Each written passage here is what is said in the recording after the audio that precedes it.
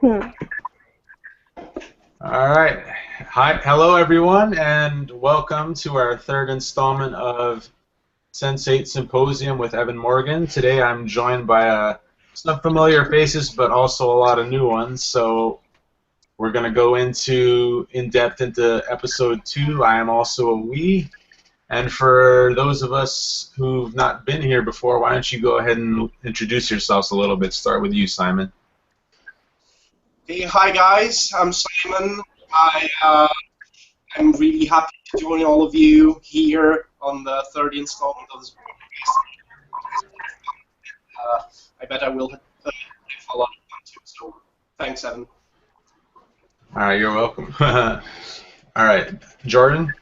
Hey, my name is Jordan. First time here. Just glad to be a part of this, and let's see what happens. All right. I like that. I like that. And who else is with us today? I thought there was one other person. It looks like she. I'm Brooke. Brooke. Hi. I can't. Yeah. Yeah, we can't see you, Brooke. I guess it's audio only. I guess All right. I turn the camera off All right. on the button. Or, I don't know. Let me press it. That's fine. Just go ahead and kind of introduce yourselves and yourself and how you got to, I guess, be on here. Last Sense8 Symposium, and so many people. So did I. Like, I watched it in one sitting in one night, and when it was over, there were no more episodes by the 8th. I was like crying at 5 a.m. Like, why is there no more stuff? Why? I was almost at that point. Why? Oh, sorry. I'm sorry. Sorry. No problem. It's all good. It's all good. Live TV, people. Yep. And excitement. Yeah. That's good. I don't think any of us were expecting anyone to watch the whole thing because they're kind of lengthy, the first two. So that's awesome. Oh, nobody watched the whole thing? Yeah. Or either that, or they've broken it into like several sittings. You know. Well, fuck now. When I binge, and it was good. It might have been slow, good. Awesome. Yeah, just all right. So actually, go ahead.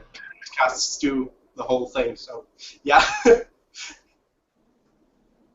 Awesome. And I guess before we get into like full on into episode 2, why don't we talk about what did you guys think of JMS posting in our group the other day? I honestly was surprised because like I saw the post and was like, wait, is this really him? Is this some idiot trying to fool us? Yeah. Yeah. I like took a look and I was like, holy crap, that really is him. And I was honestly impressed. That he would take the time just to, even though it was like a short message, that he still took the time to address us, the fans, and that meant a lot. Yeah. Definitely. And I think a lot of people were waiting for Jan, the JMS authority, to be like, no, this is the real guy. I've known him for 20 years, etc., etc. So then I was like, okay, that added some validity to it, you know. Yeah. Yeah, but completely blown away by him just sharing with us and writing to us. I believe it was absolutely amazing of him to do that. Yeah, definitely. I mean, with as busy of a schedule as he has, he didn't have to do it, but the fact that he stopped by and actually read our comments was pretty awesome. Yeah, especially when he made that reply later, thanking everyone for all the comments they left from his first message. And I was like, oh, cool. Very cool. I kind of believe it was him because you know, in Twitter he's really communicative with the other people. So when I saw it, I saw like, you know, the messages that we have. Belinda and everybody was like, oh my God, did you see JMS message, and then that's when I went and I saw it, and it's just like the way apparently he is. I never watched Babylon 5 or never follow any of his series, but according to Jen, because I already know, all she posts about him, he always is very communicative with the fans. So I just but the thing is that how did he found the group? That was the the real thing, I, like the group is becoming very popular. I'm So hoping in my small way I linked to the group in one of my articles that he retweeted. So I'm hoping in a way he saw that and was like, okay, I'll check this out. I when that happened, I saw it on his Twitter, and I was like, yes, he did it. yeah. Absolutely amazing. So yeah, it's good that people saw it. Yeah. Welcome, Belkis. Hello, I didn't want to Hey. interrupt you guys. How are you? Just trying to listen to what was going on. Hi, Sky. Good. Right. Hello, who else is there? Claudia. Hi. Jordan. Hi. Evan. Yep. Who's missing? There's Dude, that's an two screens amazing that are mirror. frozen there. And Brooke is there, but we don't see her. Just her profile picture. I'm new, but my camera won't turn on. We have her in Okay, and audio. Yeah, audio only. Okay, and what I about pressed Tony? all the buttons. I have done all the diagnostics. It won't work. I'm Oh. sorry. Oh, okay. Okay. And Tony, is But she I love your coming mirror. or? No, she's not here. She couldn't get into Yeah. to join us. More Okay. issues with the joining. Oh, and Martin as well. I think he's volunteering some flooding thing that happened in Argentina. So he's actually he told me Ooh. that he might not be able to make it, but I was very proud of him for that. All right, so All right. So, Belkis, what were your first thoughts when JMS posted in our group? my first thoughts, I honestly didn't think it was true. I thought it couldn't possibly be true. I said, "There's no way. This is a troll." I was being a complete cynic about it, and I think everybody saw my comment on it. Yeah. That the cynic in me wanted to believe it was a troll, but the sense in me tackled the cynic to the ground and screamed, "Believe in magic, you muggle." Yeah. Yes, that's right. And then somebody pointed out that he does actually do that he does interact with his fans, which I find amazing and very exciting. And of course, we flooded his post with comments to let him know that we were all very, very happy that he was aware of our existence. So that was pretty cool, In a way, he sort of like gave birth to this cluster, and now he's Sorry. That was It's all right. No worries. No worries. Hey. Does anyone else feel like this format is a little epileptic? It switches screens based on who's talking. So it's like flash, flash, flash, flash, Yeah, flash. yeah. It's exactly. It's crazy used to it. I always wonder what would happen if like everybody makes noise at once. Will it just spaz out and like not work at all? Probably. It would probably speed up and like make it into an 8-bit screen, and then just have a piece of each of us. And be like, why are you doing this to me? I can't I focus. don't know. It's confusing to me. I just Yeah, I really, noticed I that don't in even other have ADD. Go ahead, Bill. I noticed that in other hangouts, they're able to just sort of like pass it around, but we haven't been able to figure that out yet. Does everybody just like mute theirs, or how does that work? Pass it to I the think left. so, actually, because I've seen other community hangouts where everybody mutes their mic until they have something specific to say, or everybody takes turns and mutes it until it's their turn, and then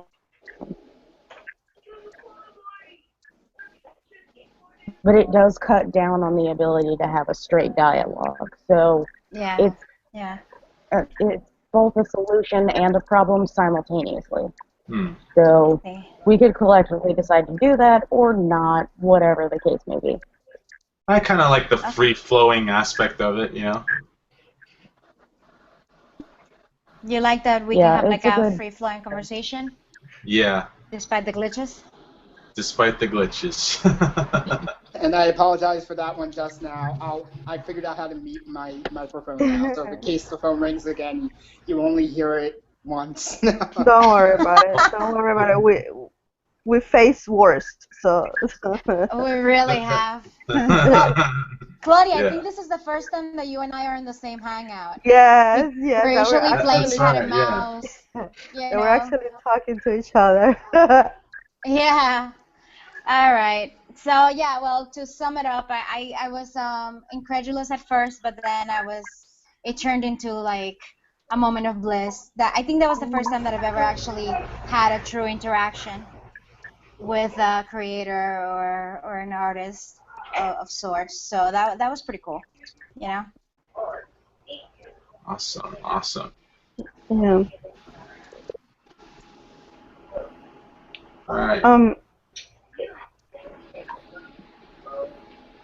Go ahead, Claudia. No. Evan, okay. If he was gonna start, or unless you want to add something else, I'm just going through my notes here. No, I wanted to this week we've been like through the page Sense8 International, we've been having a lot of interaction with the actors and JMS too. So that's like one of the things that we're kind of proud of, Sense8 International and fans. And only this week I was going through the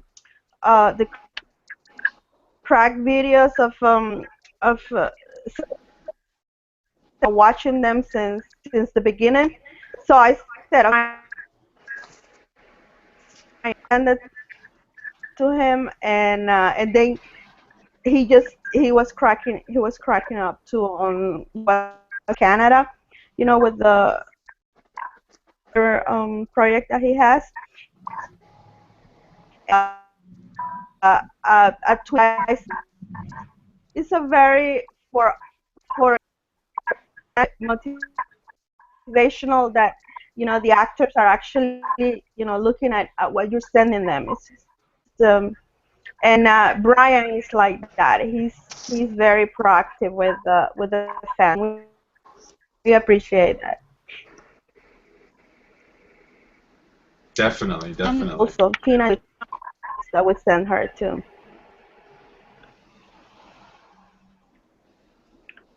I'm not sure if it's is my Wi-Fi cutting in and out, or are we getting sort of? No, it's glitchy everywhere. Oh, that sucks. Occupational hazard with this thing. Yeah. Yes, sadly. Yeah. Right. A lot of people using it. Okay, I'm sorry to ask this Maybe. question, but which one is JMS? JMS is Michael. J. Michael Straczynski. Yeah.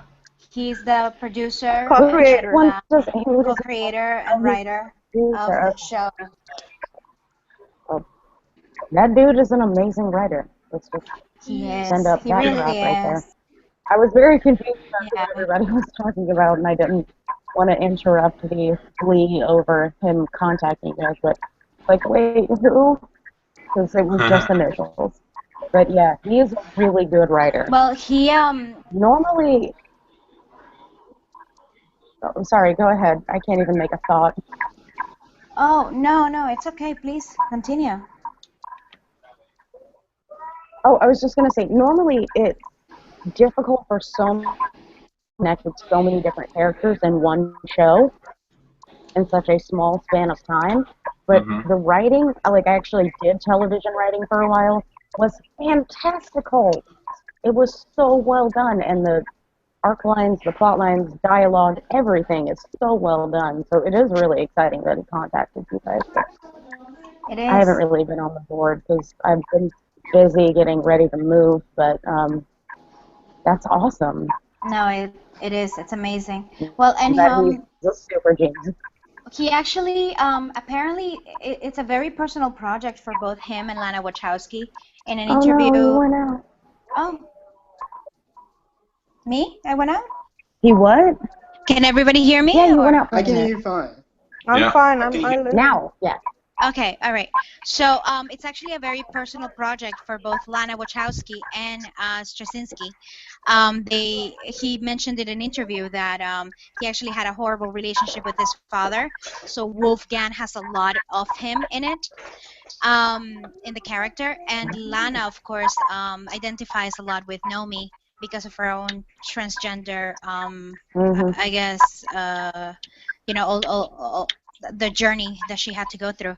So I think that's also what makes it so transcendental. The fact that it's so personal to at least two of the Yeah. creators, and they both joined forces to have this very witty, very creative and magical dialogue without really much of science fiction in it, except for the whole psychic connection thing. So Yeah. I think that's pretty Which at wonderful. this point, it is wonderful. Okay, so I'm a gigantic science nerd. Like my degree is in cellular and molecular biology and whatnot, and then I've also, because I'm a massive floater, studied a lot of other stuff, including astrophysics and quantum physics and stuff. The telepathy thing, while it seems sci-fi, is actually something that is feasible for the human brain. Maybe not the group of eight thing, but the telepathy thing is definitely feasible. Right. Yeah, I've read about that as well. Weird stuff. Yeah. I've actually heard I of the just, lizard brain. Go ahead. I think you can back me yes, up the with this. amygdala. Yes, the amygdala. And I Yeah. don't know if limbic Mhm. resonance is connected to that, but they did a study, a really cool study, in which the military, they put a sensor, a military personnel, and apparently the sensor would sort of light up whenever they themselves sensed that there was danger or something different in their surroundings, and they weren't even Oh, aware yeah. of the fact that they sensed it.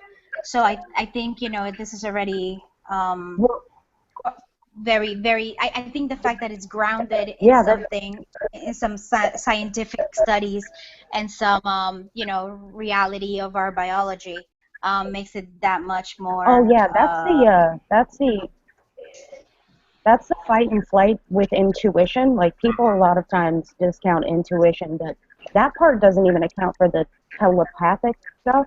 Like that part accounts for they can measure activity in the brain where you notice danger and you feel fear or fight or flight before you even know that you're feeling it. That is definitely something that happens because of human intuition that is often played down.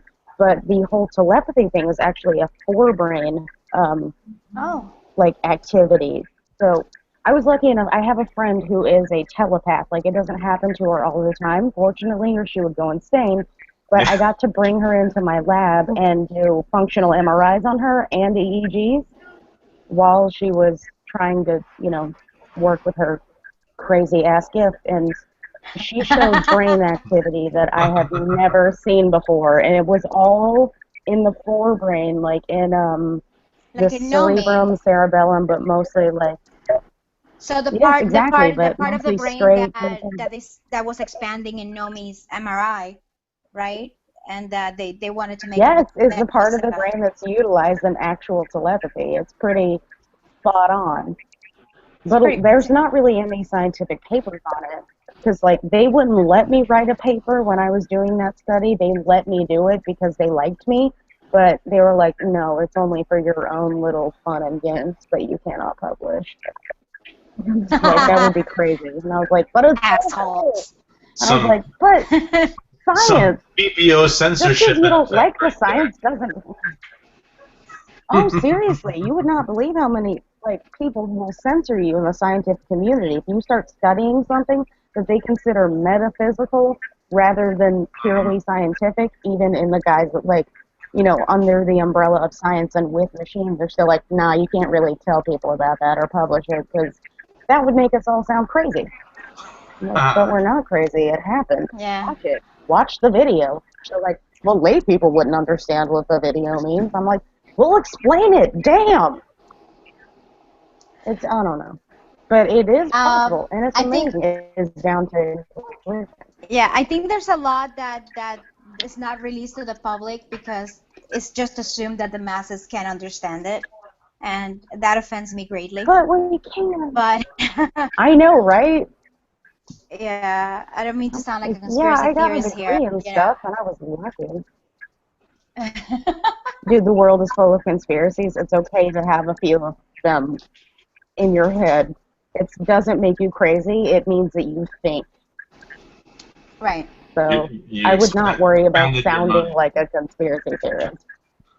Sorry, Evan, what did you say? I was just going to That means say about expanding the mind, with all that kind of stuff. And a lot of the stuff that they probably would think that the public can either not understand or won't get. There's part of that too, but I think the other part of it is they just plain keep certain things hidden. So it's about, I guess, trying to toe that fine line between what's out there, and then you kind of have to do your own investigative digging to find a lot of the other stuff. So. Right. Well, I think that goes really. And if you're a big enough nerd, sorry. That goes quite in line with the second episode, doesn't it? The whole idea of what's going on? Am I crazy, or is this really happening? Which reality do I believe? Evan? Yes. Yeah. Well, I don't know if it was actually the first, or it might have even been the third, but it was that whole conversation I think that Nomi had with Amanita about if I am going crazy and this stuff is happening, and she's like, oh, but I don't like that alternative. What's the second option? So instead of choose your own reality, that's pretty cool. Yeah. Simon, what do you think of all this? Well, I'm not sure about these things. I have been a skeptic for my entire life, but since watching Sense8 and talking to so many people, I like hearing you talk about it and give certainly interesting arguments and talk about interesting points about this, and talking to one of the other senseis. He actually talked a lot about the connections between people, and I am starting to really think about these things. I really used to shrug them off, and I really like it. I really think that it has made my mind expand, not just a part of the TV show, but something real, like something in the real world that has affected me, and I'm starting to take an interest in this. If you're interested, you should definitely look up like human quantum entanglement and emotional quantum entanglement. That's a big aspect of the show. They don't mention it by name, but that's what that would be. So, and I mean, it's all in the language of quantum physics, which is a little conceptual and kind of hard to follow, but once you get a handle on it and start to understand the concepts, because frankly, scientists have not been able to explain the nature of the universe, the nature of quantum entanglement, the nature of the way particles work, much less the way people work, much less the way our brains work, but they're beginning to grasp it. So that whole quantum entanglement between people thing, I think, would be a really good venue for you to go down research-wise if you are super interested in this stuff. Oh, so the quantum physics it's is a little crazy. dense, I'm not gonna lie. I only scratched the surface when I was reading through, some of the theories out there, but it is absolutely crazy. The thought of there's actually an idea or a theory in quantum physics of an object or a particle being in two places at once.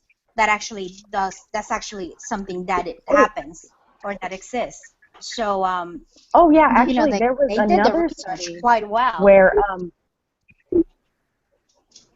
their particle was in 3,700 different places at once. 3,700. That's a lot of places for one particle. And if you try to remove any of the particles, the whole thing falls apart because it is all the same particle. And they did the test over and over and over So again it's a to prove it. it's a cluster. Yes, it was a 37,000 massive cluster. it was a massive cluster. 30,000 would be 700 is unfathomable enough. It's insane, and it's an insane amount of places for one particle to be. Just one. And if you try to mess with any of them, they all go back into the hole immediately because they're like, nope, I don't like that. Particles are very or when you try to measure them, they immediately start behaving like you think they're supposed to instead of how they actually behave. It's pretty fascinating. I'm really glad I was a floater in college. I learned a lot. Alright. with that. So Okay. What about talking about episode 2 now, huh? What? Okay. you were looking through your No, notes, no. Evan. I was. I thought I heard like a ringing noise or something. Let's see. It's all the nerdiness coalesced into a sound. That makes sense. I like that. All right. That's definitely a thing. All right. So I mean, as far as episode 2 goes, one of the first things that we see is a flashback to Will unlocking his cuffs in the back of his dad's squad car. And for me personally, I was like, okay, this is definitely going to come in handy somewhere later. Yeah, and he did. Yeah. Same episode. I don't know, like how people don't like when people start watching the show first, second, and third episodes. They say that there's no sequence, that there's so many things going on at the same time. It never happened to me. Like I got bored. You know, like some people said that they can follow the sequences of different stories.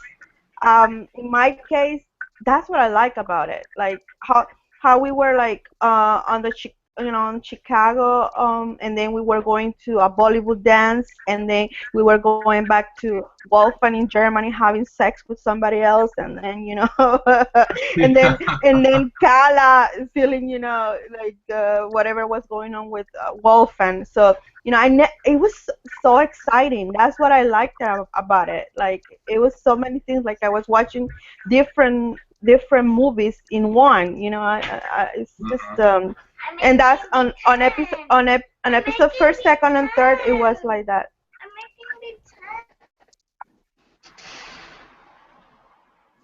Oh, okay. Okay. I think she had to mute because of a kid. Yeah, it's my daughter. She wants to be on. She wants to be on the broadcast. Simon.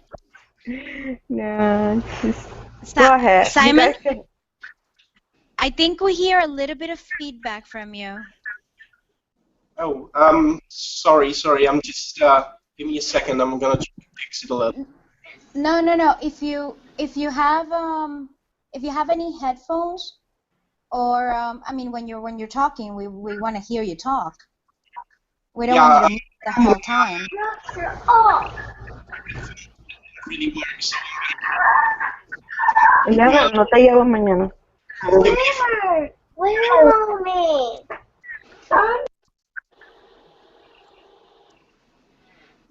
Oh, what's happening? Live TV, folks. Live TV. Live TV. So, well, I think what Claudia was saying was actually really interesting. I did enjoy the fast pace of it. I don't understand how people say that, it was all over the place. I like the fact that they were showing you very subtle connections, how Kala was all of a sudden very overheated, and Wolfgang was actually craving Indian food. Yeah. That was a pretty cool, way to let you know that these two have a connection. And hey, I wouldn't mind being a little overheated from Wolfgang's activities. You're not the only one. I would like They to create also some in the beginning. I Oh yeah. It's Go Dude, ahead. I have an amazing recipe for chicken makhani if you want it. Okay. Oh, So, what were you I saying then at the seriously, I beginning, huh? do. I have it written down. I can take a picture of it. Oh, so what I was gonna All say is right. that, like, You were people saying say it's something too about fast-paced in the beginning. Yeah. Well, so they say it's too fast-paced in the beginning, but the thing is, when you're creating a TV show, you have to start all the character arcs and show all the characters, and there are 8 of them, plus the, villainous characters, plus the Daryl Hannah character who gives birth to the Sense8s, right? So you have to have the backstory and the beginning story of all that. So yeah, it's a little busy, but it kind of has to be for the TV show to work. So I think it can be a criticism, but it's kind of a bullshit criticism because you need it in order for Yeah. the show to Yeah. work. Like, oh, I I would can't say stand so. this They show. kind I of can't had keep to up do with that. it. Why are they going so fast? There It's on Netflix. Just are rewind. 8 whole people. I can't deal with it. Yeah. There's too much I hear diversity. You're like, it's and not then really think of us, the how many fans. friends people keep having. The fans will like it like Oh, that. sorry, It's I'm more so like on the IMDb, like all the other boards that there's other people that go and comment about the show, and there's a lot of complaints about it. That's what they complain more about the show, that is too many things about it. But that's what the thing. The show is for people to think, people to pay attention. And I honestly hope that they do not pay attention to this criticism and slow down the pace of the show for them. I think that would be a disservice to the very hardcore and original fans. Yeah. And Jordan, you're nodding your head, so say it would also something. be. I'm just nodding in agreement. Like, I honestly like. I understand why the critics said what they had about especially like the first 2 or 3 episodes, but like I said, it was something I could follow. It was something I liked, and I hope when season 2 comes, they keep it like that, and I mean, yes, maybe they need to listen to the criticism a little bit, but I do not think that they should change how they present the show overall, because Right. the way they did it Mm, was very enjoyable. It was. It really was. And yeah. it's Stimulating. working. Changing the format. Yeah, changing the format would be a major disservice to the show, the way they portray the characters, and the fans. Because the Agreed people who are 100%. complaining clearly are not fans. Like, yeah. It's like you But should be watching some the other show as a show. whole, because it's a new, it's a new format. It's a new way of doing television, which in and of itself is a beautiful thing, because TV has been very formulaic for the last bajillion years. So this new formula they created, which does not feel like a formula, is so nice and it feels so organic. And if they change that because of some criticism from basic ass hoes, that would be really upsetting. no, I don't think they will No change it offense though. to the basic ass hoes of the world. I don't think they will change it. They will still do character hope development on, at least on the. What I'm thinking is that for season 2 they're gonna do some, because they can do character development for the same 8. They're probably gonna do something else, like let's say go back to Angelica, and that kind of, Like some kind of backstory. yeah, backstory to that on the next season, because we're not gonna have the lives of these 8 people is not gonna be it's different. It's gonna be more like episodes 8, 9, 10, and 11 and 12, that they were a little bit more faster, and not like the first one. So that's what they always say, that it's a 12-hour movie. So how the movies are composed, it's very slow at the beginning and then it kind of pays up. So that's how they work. Like, they're gonna work slow on the first episodes and then a little bit faster on the other ones. So I don't think they will change anything. That's the formula they have. If they were to bring, do you think if they were to bring back in Angelica, and you remember the lady in Iceland who was Ira? what's the Icelandic character's name? I can never remember her name. Yrsa. Yeah. Something like that. Yeah. Okay. Yeah. Oh, yeah. Okay, so, anyway, that lady she talks to in the later episodes, who was also a Sense8, who, find in her house and they switch back and forth, she was one of the previous generations. Do you think they're going to explore the previous gen more? Maybe. I would say yes. I would say I, yes. I'd like to see a little bit more of that because we're obviously not given much at all. Yeah, So. it was. I think No, it's we know that. Go ahead, Jordan. okay. Well, I was gonna say, like, I think possibly for season 2 we could see flashbacks of Angelica and Jonas's cluster in the past. Maybe even, and this is a total guess off the top of my head, maybe how, because Whispers became who he was now, as to who he was in the past.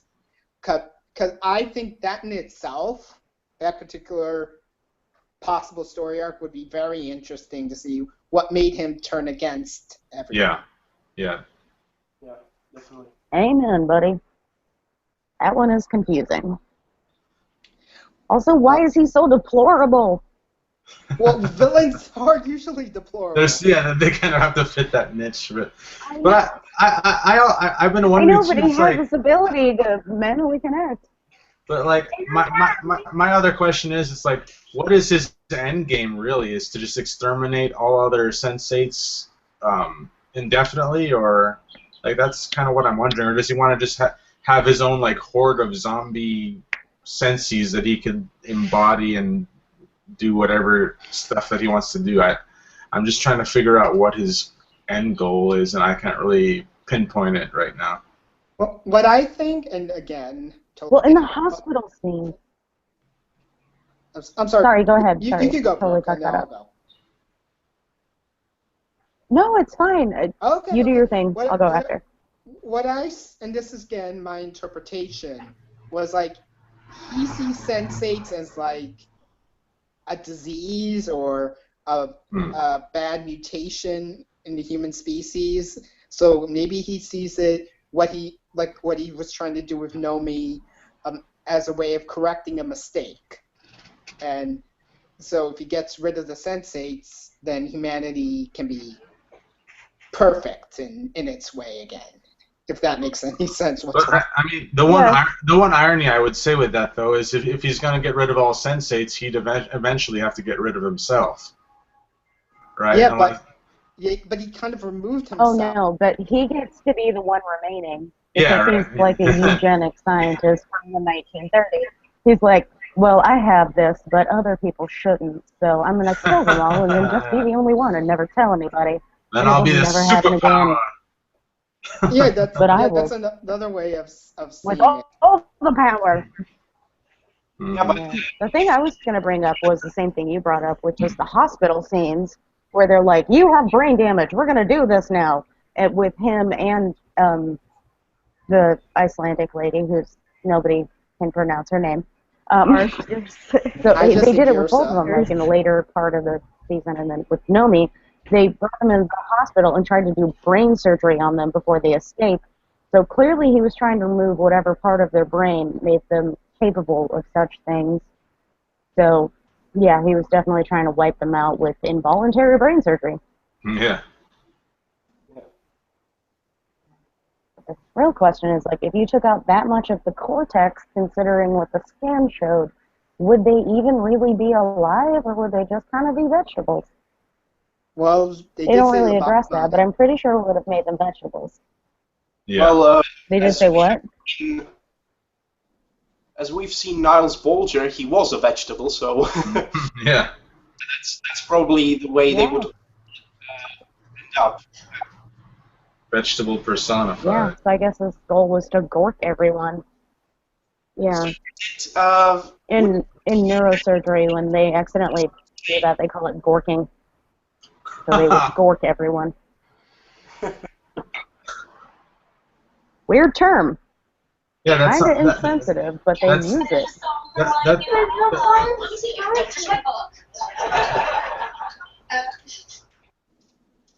That sounds like something Are you you watching do. TV? That's what I thought. I was like, wait, what's on? What's on the program? I heard a But, laugh track. That wasn't funny. I don't know, but yeah, gorking makes it sound like something you do at a frat party, you know, or not necessarily with. I know, kind of like a weird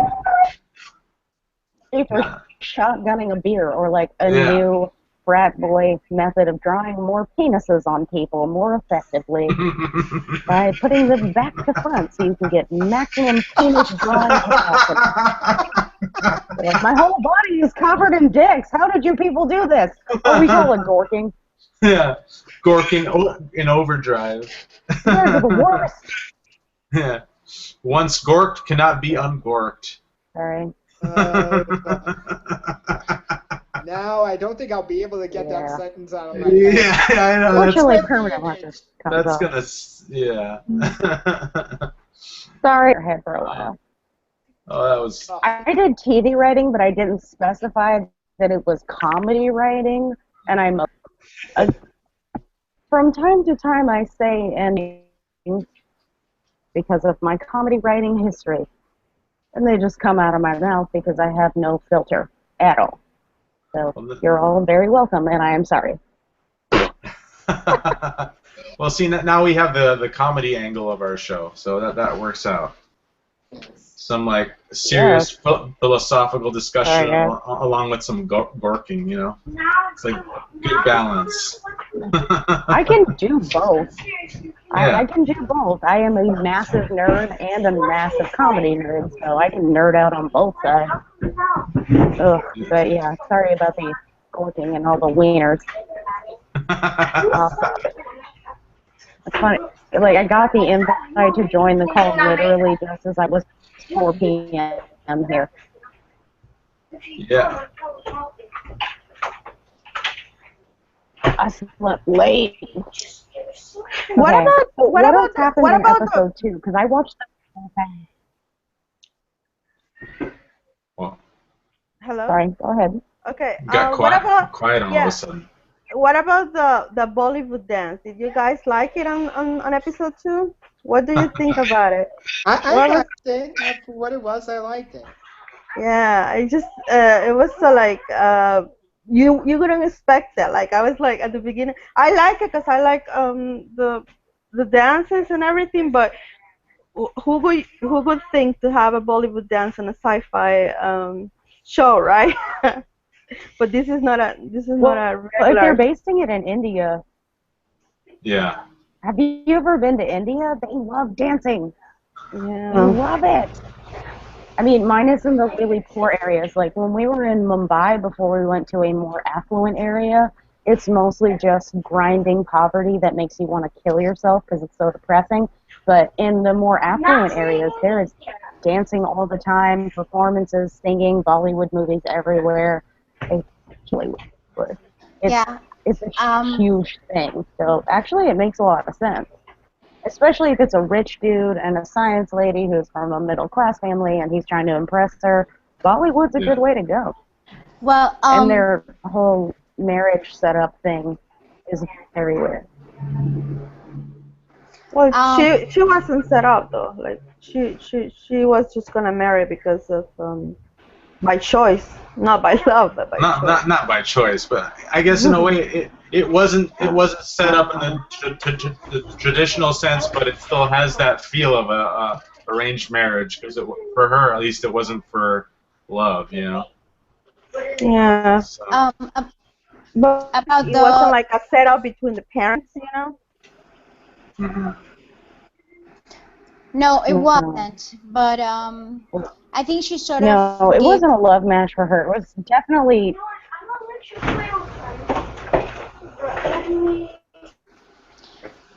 It sort of proceeded like a love marriage, you know, as if it were a love match, but it really was more like Kala going with the flow because there was no other way to go. She didn't know. She didn't really know if there were any other options, so to speak. And about the Bollywood dance, actually, I think it's a little bit of both. It's not just I've been to India, and yes, they love the dancing. It's like it's an assault on the senses in every. Oh, what is that?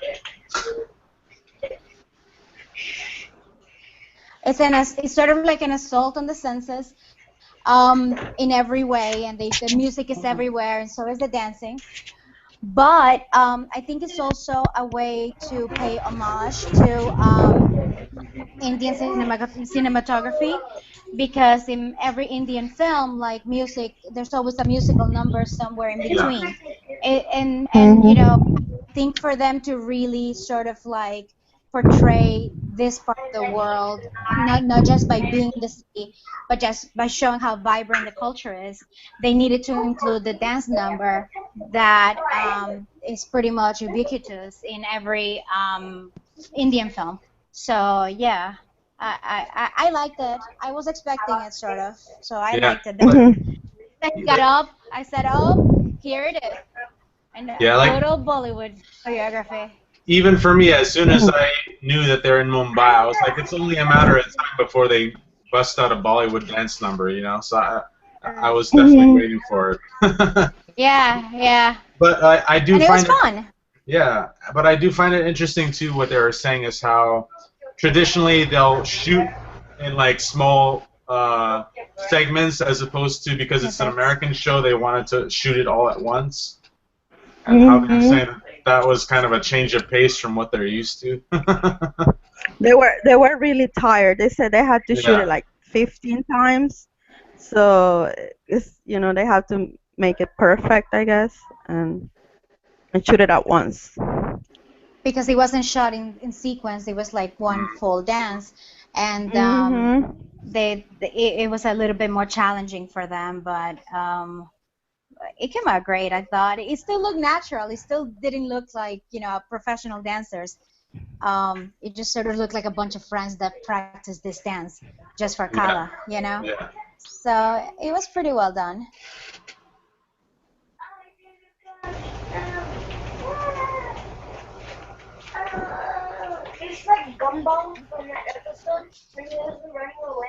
Hello. All Hello. right. So Oh. I Okay. I was actually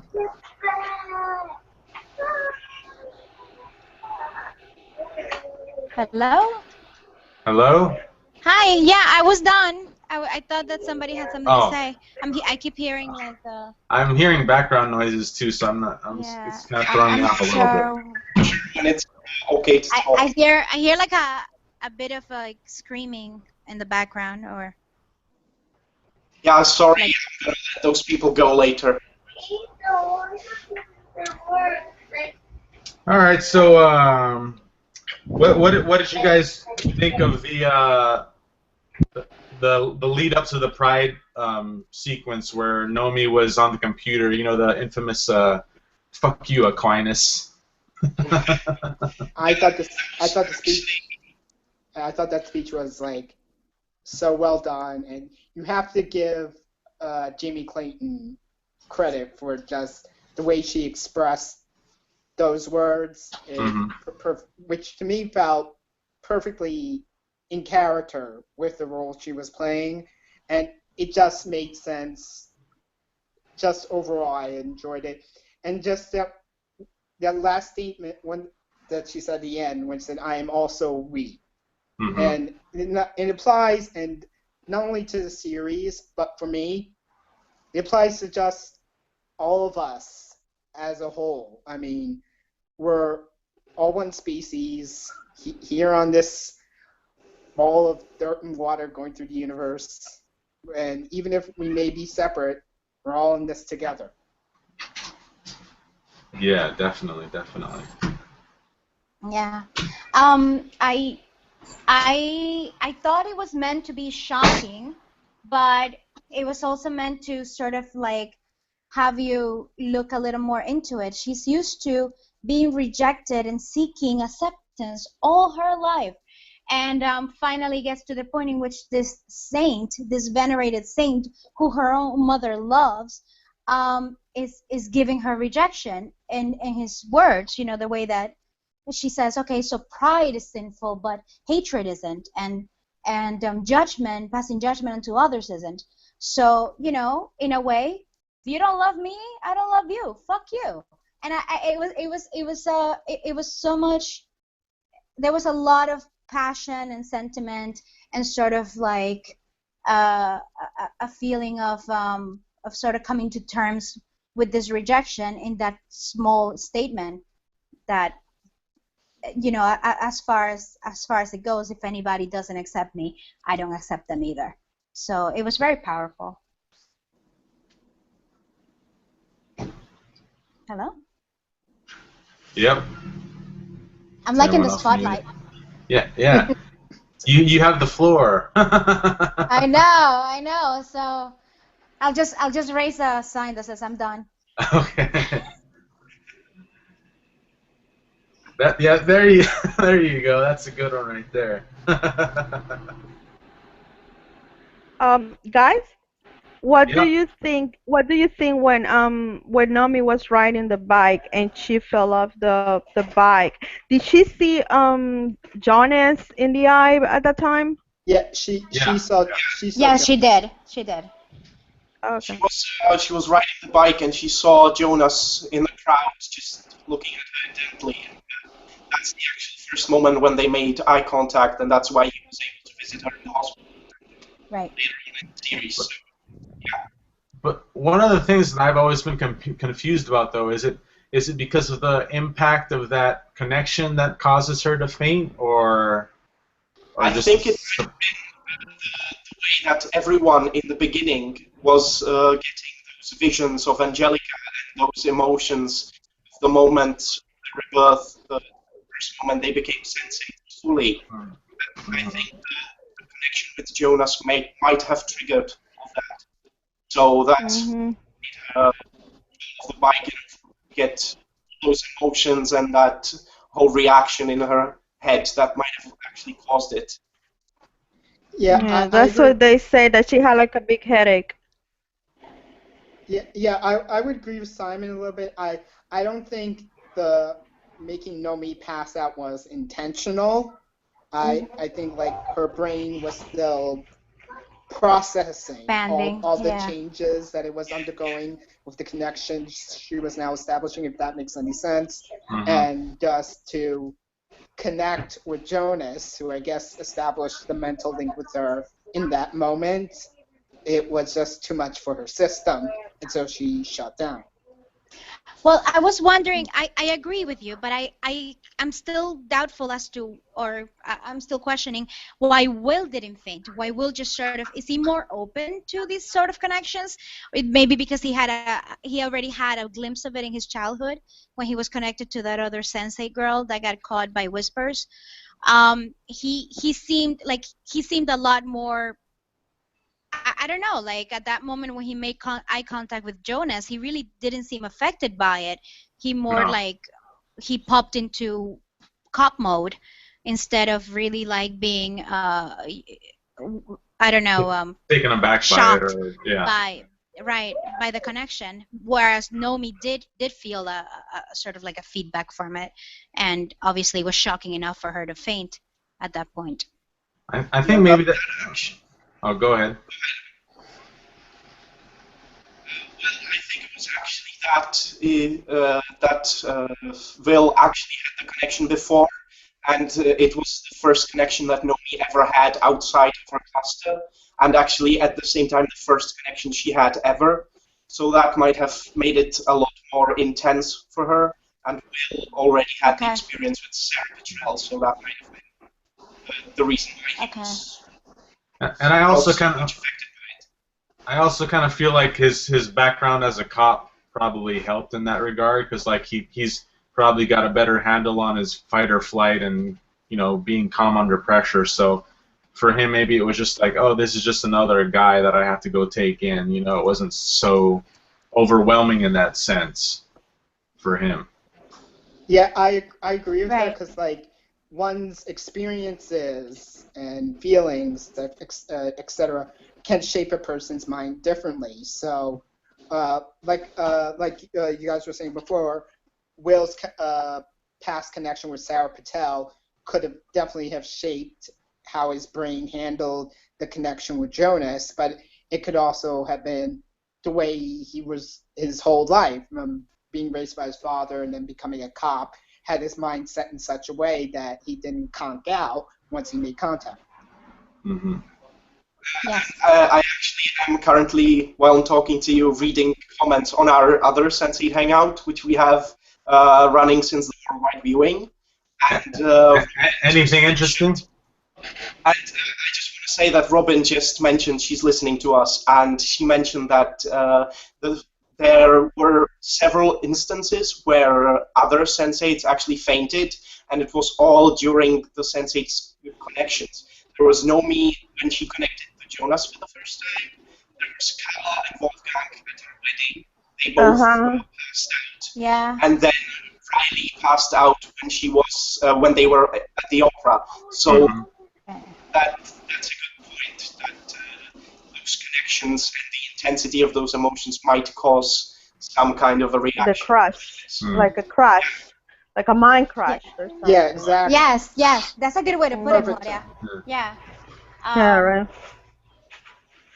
So I guess it's overwhelming, and well, I think Riley's when Riley got overwhelmed was a lot more potent than all of them.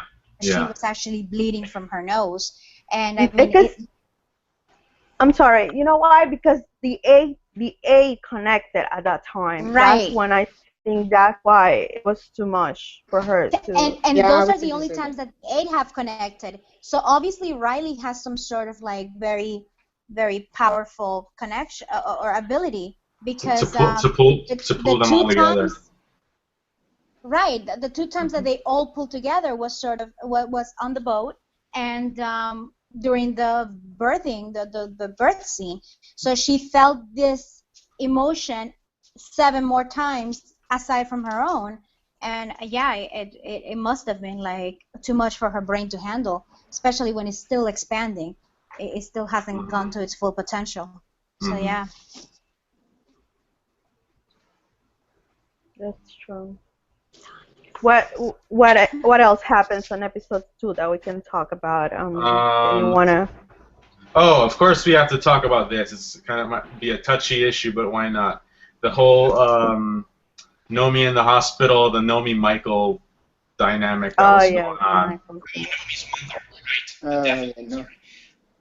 That was hard for me. I mean, I myself have never been through that experience that Nomi had gone through with her parents, but just that to go up, I've been up against people who would deny me would not acknowledge who I am in general for one reason or another, and it was more due to the fact that the way Nomi's mother was than my own personal experiences that made it hard to, like, at one point I was like listening as she was speaking to Nomi, and I was like I couldn't listen to it, so I had to mute it for a few seconds, and before putting the volume back up again, because it's just like the scene and the emotions involved with it were like intense. At least it was for me.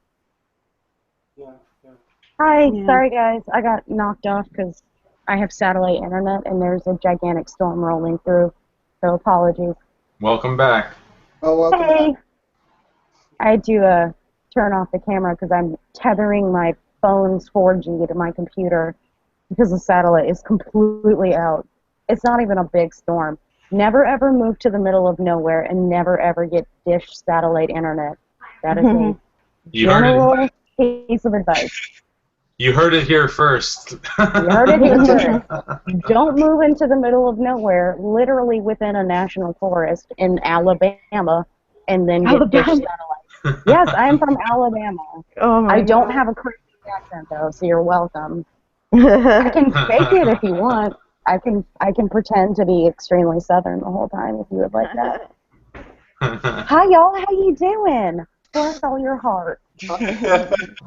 That's Southern for go fuck yourself. Oh, I thought you were gonna bring us like a casserole or something, you know? Well, unfortunately, I was raised by a northern lady, and we don't really do casseroles. We do exotic dishes from all over the world because we're not heathens, but whatever. Well, bringing us all a casserole will be a long trip. Yeah, it would. I would actually have to come to each of your individual homes to make you a very mediocre casserole. The casseroles of the South are not that great. I have had much better food literally everywhere else. Oh, so I wanted to ask, where is everybody from? I know, Belky, you're from Argentina, right? No. No? No. Not from You mentioned I Argentina a few was times. no. Martin. He was supposed to join us. Martin. Oh, He lives in Argentina. I was born in Colombia and I live in New York. awesome. Yeah. I could I actually, think so. I was actually, before you said anything about Argentina, I thought by your bone structure and eye color that you might be Argentinian. I mean, sorry, Colombian, not Argentinian. Oh Because yeah. there is very Colombia. distinct facial features between all the, you know, South American countries. And Oh. Claudia, where are you from? I'm originally from Honduras, born and raised there, Honduras, Central America, and I live in New Jersey. I live Awesome. nearby you. Um, Chelsea. no, I live by one of you. Oh, Jordan, Jordan. Yes. You live Oh, nearby you're me, in right? MJ too? Yeah, unfortunately. Yeah, no, I know the I was feeling. I was actually born in sorry for skipping the order, but I was born in Philadelphia, which is about half hour here from Cherry Hill, New Jersey, and like I said, I'm trying to get out. Good Wow, plan. New I love Jersey's New a hellhole. Jersey. What are you No, talking about? no, it's nothing against like I've said, something against New Jersey. I have nothing against it except Chris Christie, but And the taxes. And the but taxes. but it's like this Fat is my asshole. hometown, and I know this doesn't apply to everyone, but for me, when you reach a certain age, your hometown gets a bit too small. Oh And, yeah, you gotta leave. you need something new. You know what I mean? Oh Yeah. yeah. Yes. I grew up Yeah. in Tuscaloosa, Alabama, and I have moved, I think, 9 times now. I've lived in New York City, Chicago, California in 2 different areas, Harrisburg, Baltimore, and then Montana for a week. It was a bad experiment. That's not living. That's a vacation. You lived in No, Montana for a The week. Montana for a week was like, I thought I was going to move there because I got offered a job doing something weird. And I was like, yes, okay. And then I got there, and the place in Montana I was in was not the beautiful mountainous with rivers part. It was just like, ma. And the people were like, I don't like stuff. I was like, okay, bye, guys. It's like, oh, But, this is where they'd hide the bodies. yeah, but everywhere else I stayed for at least 6 to 8 months, at least, or usually a year. And where are you now, Brooke? Alabama Oh, again, you're in but Alabama. not in my hometown. I'm actually in a very tiny area called the Free State of Winston County, which is statistically the most racist part of Alabama. So I'm loving it, and I'm being super sarcastic. That is terrible claim to fame to have. Yeah, but I'm about to move to a weird town in Virginia, so I'm leaving again. It's just Okay. I thought maybe I could hack it in the woods. I was wrong. Simon, where are you from? I'm from the Czech Republic. I'm from Prague. I've lived here my entire bloody life, so I'm really looking forward to getting out of here as soon as possible. Seriously. Let's visit, Simon. Let's visit. Yeah, you come to New York, and we'll come stay in your house. You come to New York. I'll come to Prague with my husband. I liked Prague. I only stayed there for like 4 days though. It's really I'm great. sorry. What? It's like great for tourists, but we just don't. I just want to get out of here. I need to live in a country that speaks language. I can't stand it. It just gives me at this. You hate your own native language? Yeah, absolutely. Why?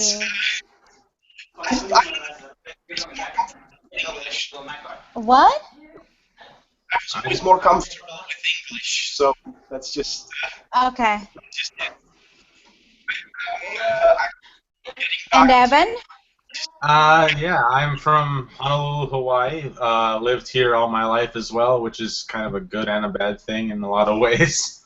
It's Aww. expensive there. Everything is expensive there. It is. It really Because you is. have to import everything except pineapples and sand. Yeah. At least that we get for free. Yes, that you get for free. And And volcanoes. and good writers. Yeah, that too. Oh, short supply, actually. There's only a handful.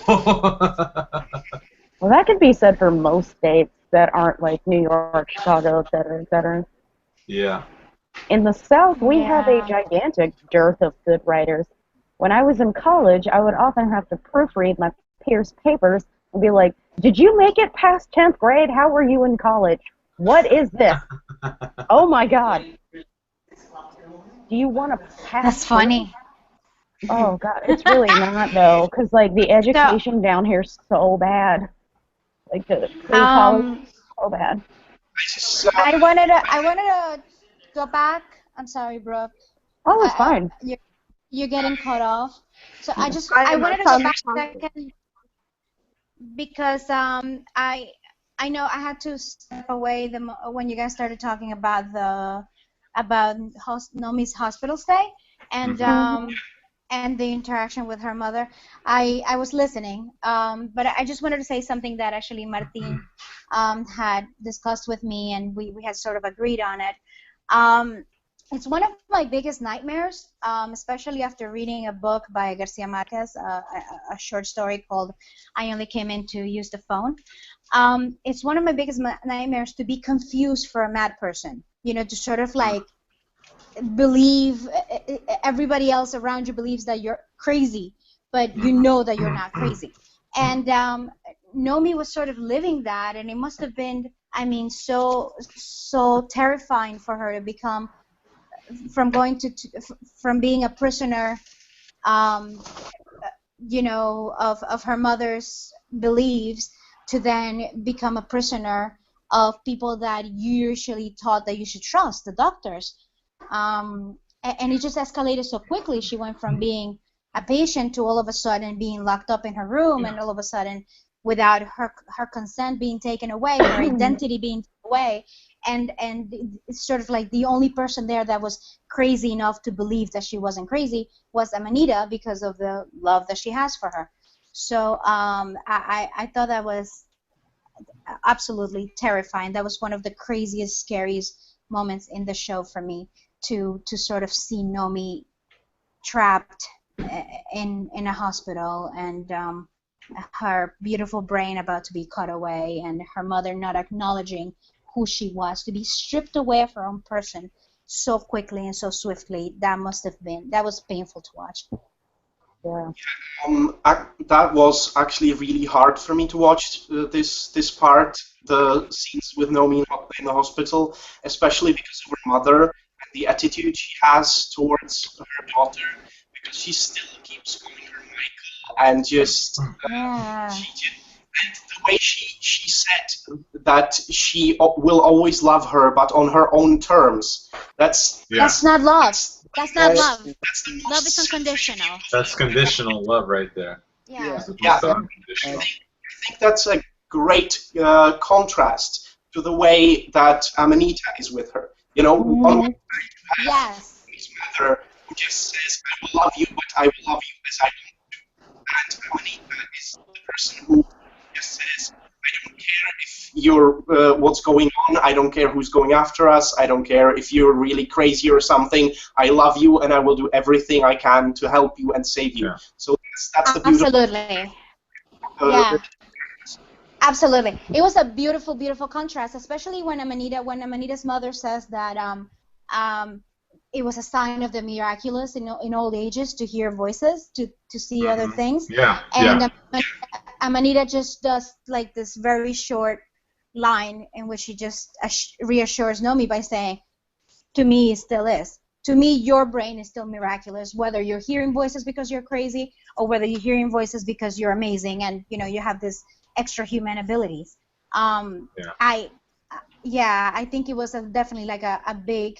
They said it without saying it. Conditional love is not love. Her mother didn't love her. Her mother was cold and distant towards her, and to say that you're not going to accept somebody because they're not who you planned them out to be, it's quite selfish and nasty and made me cringe the whole way. Yeah. Yeah. At the same, I kind of like that.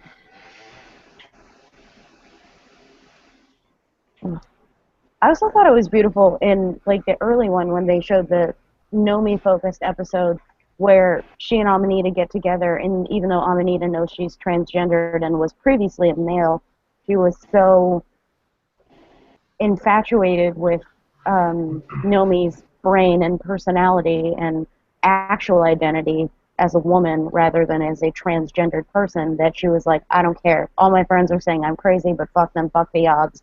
I love you and I want you, and this is what I want. she was ready to colonize people's face with their fist. Yeah. Exactly. It was awesome. I thought that was so beautiful. How many of you have used that line in real life now? Because I have. I said I want to colonize his face with my fist. That was so well written. I was like, that. There's no other way. Like punching the throat, that's out of the way. Now I colonize people's faces with my fist. Yeah, I was tempted when I was driving today, and this idiot cut me off. I see you, Milan. I see you, Milan. That was the Your Milan mustache. That was the other line popped in my head. I was like, calm down. Yeah. Now's not the time to quote lines like an idiot who doesn't know the damn speed limit and when to switch lanes.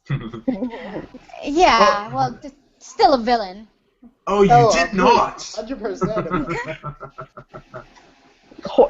The other one, the whore bitch or something.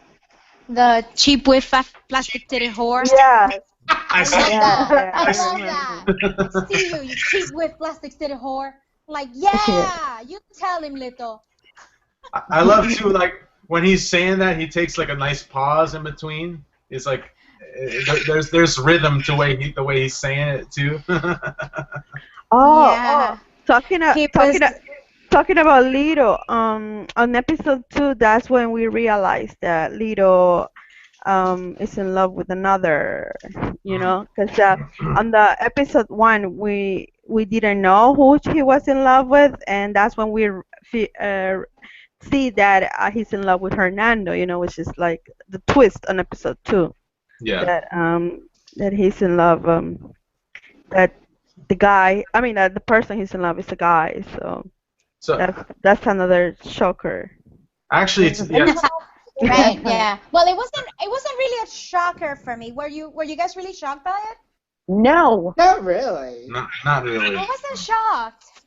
No, for me, because I told you guys that I told you before, like I've seen Miguel Angel and Hernando, like the actors, in another kind of movies, and then seeing him there, like it was like a personal shock for me. But then I realized that I liked the couple, that I enjoyed it a lot. So you'd seen him in previous stuff as a straight man, and then seeing him as a gay man kind of threw you for a loop. Well, they're amazing actors because they sold it quite well. Oh yeah, they definitely did. Yeah. And they have the most amazing relationship. And Hernando is so cute and dorky, and he loves art so much. And they yeah. That's always so awesome. That's a big deal. And it's funny. That's exactly how I get when I cook something amazing and people just tell me, "Oh, it's good." Like, it's good? What are you saying? It's good. Really? That's all you got? Good? Really? Yeah. I know, right? I totally know the feeling. Because, like, I'm both good at cooking, but I'm really good at baking. So when I bake something and I put, like, my heart and soul into it, and people are like, "Oh, it's yummy," I'm like, I'm going to kill you with a fire. Yeah. It's way more than yummy. If it's not good, it's not, your mouth is not worth it. Yeah. Your taste buds are not worthy of this cake I made. No, It's a absolutely not. 7-layer dark chocolate cake. No, but they really have an amazing chemistry. These two guys, they're really able to sell it quite well. I don't know what direction they got to be able to get into character so well. But I mean, I was shocked when I found out that Miguel Angel Silvestre is actually straight, because both of them. he plays the angst of a closeted man so well, and he plays the passion of a man in love.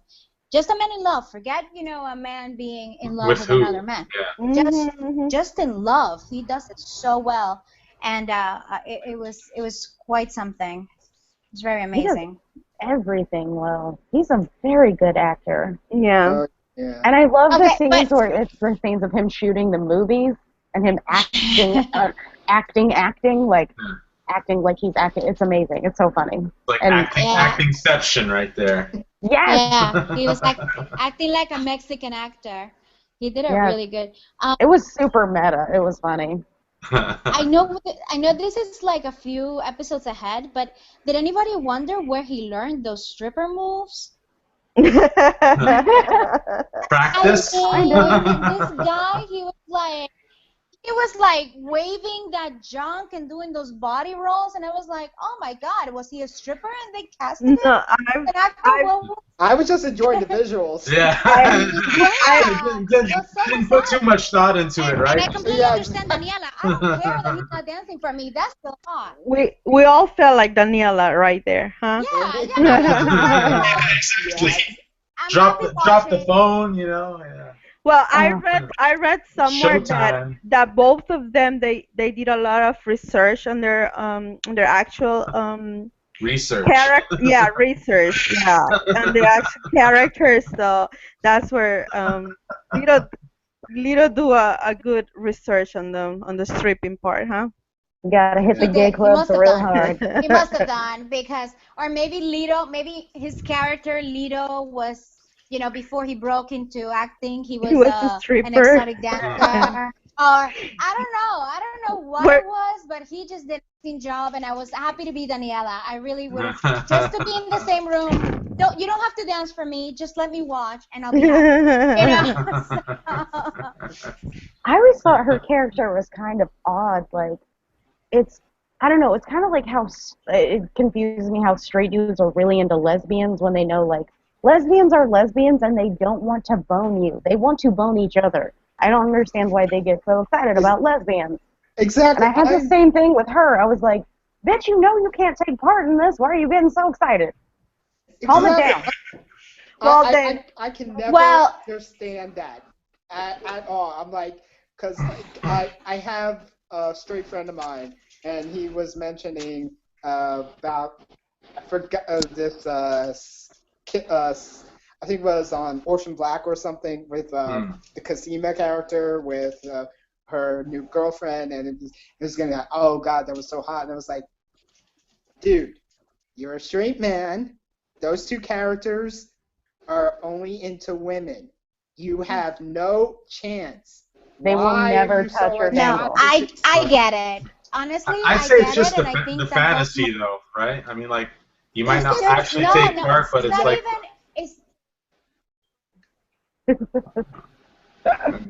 Go ahead. Yes, I can see it. Like, and also, it's not even... I'm sorry. No, go ahead. And I can also see it from, like, because I know a lot more straight women who enjoy gay porn, actually, more than straight men actually who enjoy watching lesbian porn. And I'm like, and did you see my hand go up there? Yeah, I saw you. Both sides. And like I said, listen, I get it because I think it's more about. I'm sorry. We are all talking over each other. Sorry, go ahead. No, like I said, I have nothing against those people who like it. I don't understand it, but if you like it, more power to you. Yeah. Well, I think it's more of a turn on about, it's just the passion. It's just two people having sex. For me personally, it's not, I don't see like, I don't see it. I don't think it's hotter because it's two women having sex, or hotter because it's two guys having sex, or hotter because it's like a heterosexual couple. I think that if it's just good sex, it's just good sex. So I enjoy it either way. Yeah, actually, mostly like if it's hot and they're actually into each other, that's what makes it hot, I think. Yeah, And they're really good at pretending as straight men to be really into each other, so they made it work. So I guess I kind of get it. They made it work like gangbusters.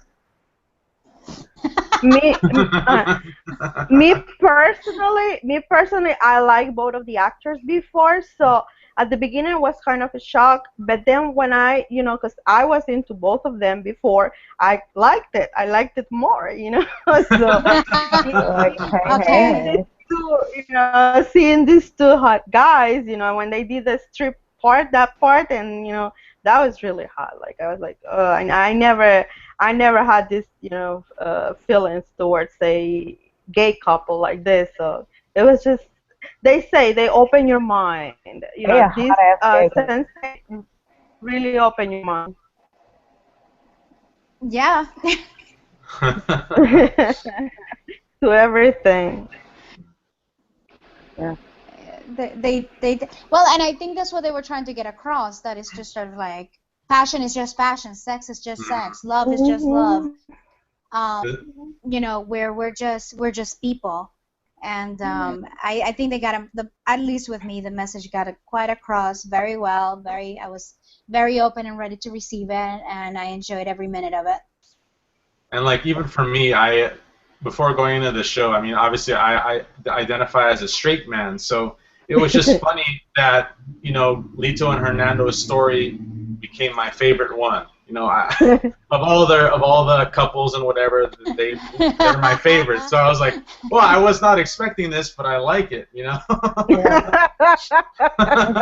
Kind of accidentally broadening your sexual spectrum. Yeah. Well, there's a lot in our little Facebook group. There's a lot of men that I didn't know were straight, but they just keep praising Wolfgang and his trunk and Lito and how hot he dances and the chemistry and this and that and the other.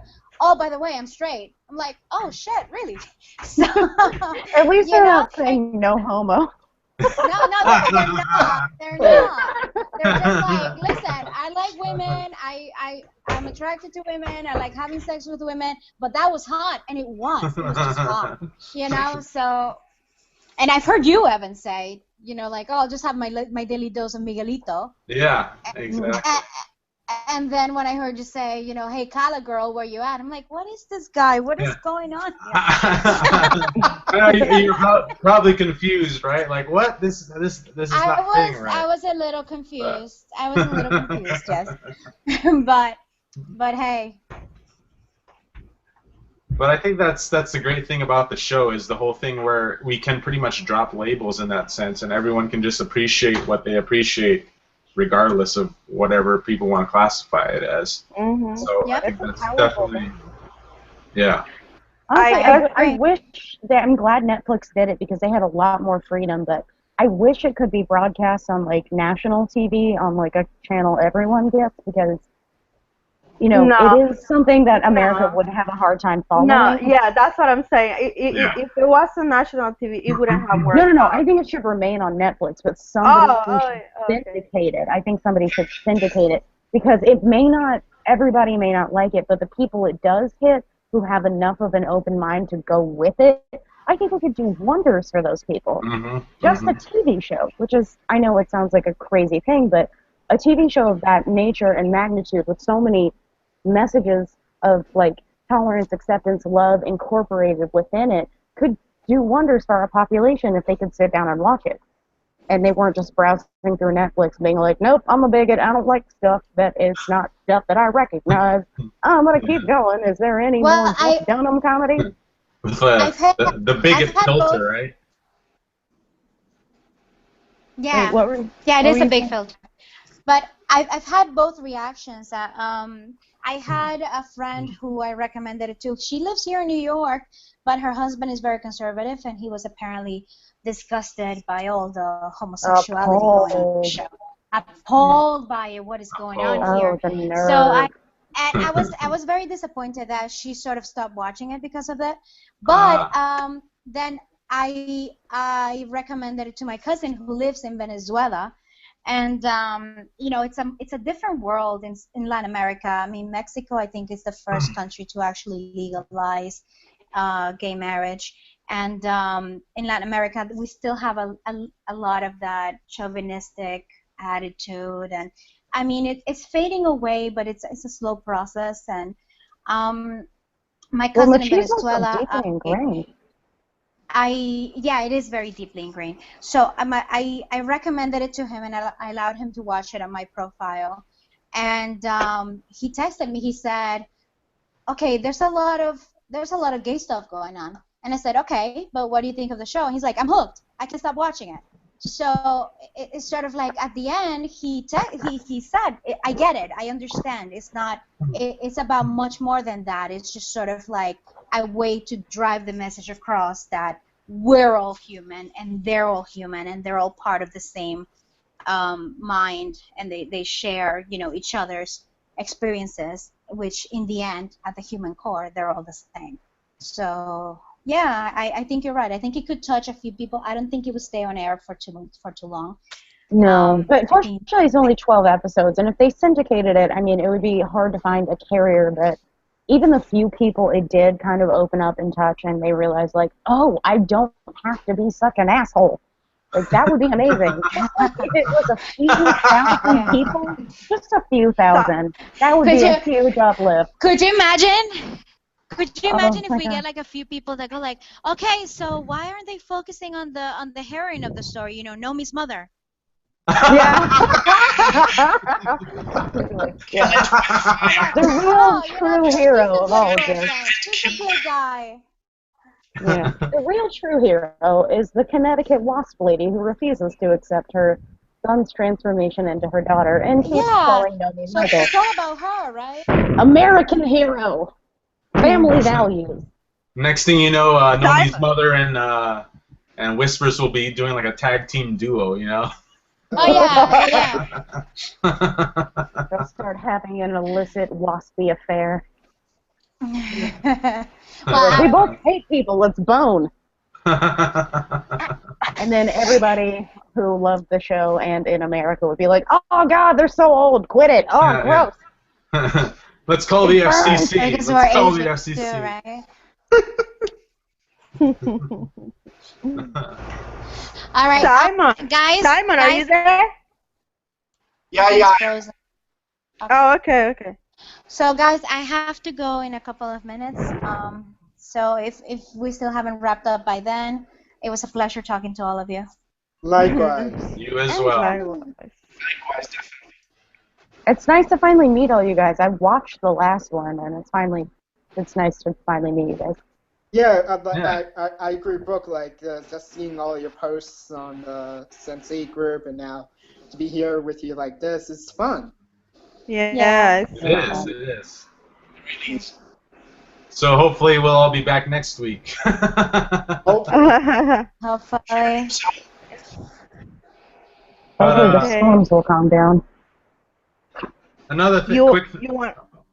Oh, just another quick thing I wanted to point out too was that whole scene after the premiere where Lito and Daniela get out of the limousine or whatever it was, and she's trying to get him to come upstairs and all that. But before that, she was all like, "Oh, how did you tell Plastic Floaty Tits that she did such a great job when she's so horrible?" And he's like, I look her in the eye and I lie. And so for that, I was like, that was the first inclination of what his skill set will be.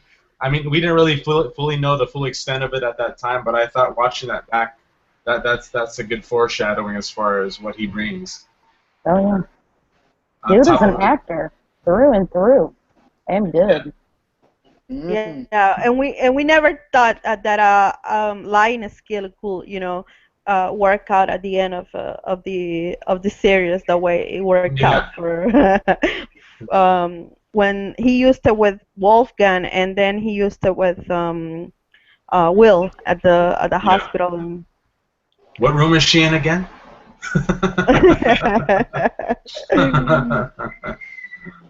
Okay. Sad. Evan, I don't know if you want to wrap it up now and we continue. Yeah, well, I guess any final thoughts or anything else we'd want to include? Yeah, we want to hear Simon and Jordan. They're like the new people and Well, Yeah. what do you want me to say? I mean, I was just quiet because like a lot of you were saying stuff that I agreed with. I mean, if I had something to say, you saw me open my mouth.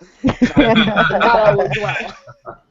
And I was just like watching and seeing how everyone interacted, and I apologize again to everyone who I talked over and interrupted. no No problem. worries, no worries. We're like this is like a casual hangout. Like it's nothing like we're really professionals at it. Anyways. Yeah, but like I said in the beginning, I was glad to be a part of it. Hopefully, I can come back for more, and yeah, that's about it. Okay.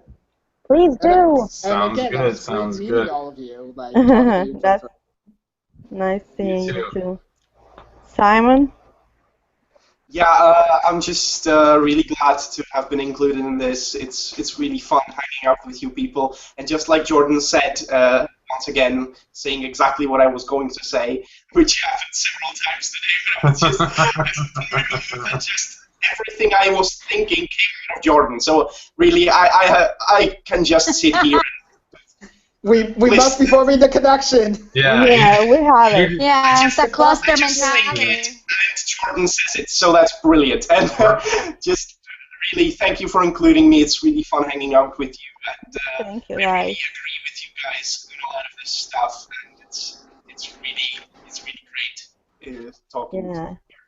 All And right. it's great to have an international cluster too, you know, like It we're is. from around the world too. But if you want to leave Prague, I hope that you find a way to be somewhere where you feel more comfortable. It's like I don't feel comfortable here. It's like I feel better in other places, you could say. And if any of you have a way around Europe anytime, feel free to stop by or stop by any of the many real-life hangouts that we have planned for Europe. Currently, we're planning a hangout in London, which will be happening in 2 weeks. So that will probably not be there, but we will surely be thinking of you, and we will definitely send you a lot of pictures and videos we will make there. Okay. Sounds good. Awesome. Awesome. But yeah, all right. I just wanted to say again, thank you guys for joining me, and for any viewers that tuned in, and whoever didn't catch it can catch it on the YouTube video shortly. And we'll be back next week, probably the same time, 5 p.m. Eastern time. And remember, you are no longer just you. Thank you guys so much. Bye. Bye. Bye. Everybody say bye. Adios. Ciao. Adios. I didn't know you were doing this on YouTube. Now people will hear my weird thoughts. I'm a little afraid of that. Bye.